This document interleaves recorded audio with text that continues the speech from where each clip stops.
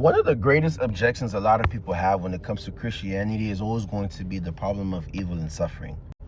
And I think one of the greatest disservices Christians commit when this conversation comes about is them not being straightforward.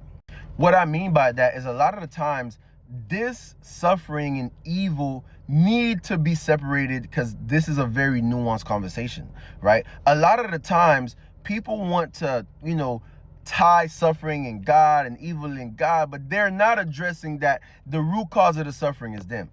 Like, as a Christian, you don't have to bring up the devil. You don't have to tell, it's your fault.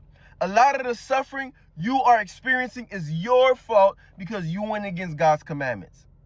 You're the one that had sex outside of marriage, and now you caught AIDS. Guess what? You gotta pay for what you did. The devil ain't give it to you. God didn't give it to you. You knew you wasn't supposed to be doing it. You did it, and now you are suffering the consequences of your actions. Now, when it comes to things like natural disasters and things like that, that's a whole different conversation. But every time people talk about suffering, they lump up all suffering like it's made equal, like God is at the center of every suffering, and he's not.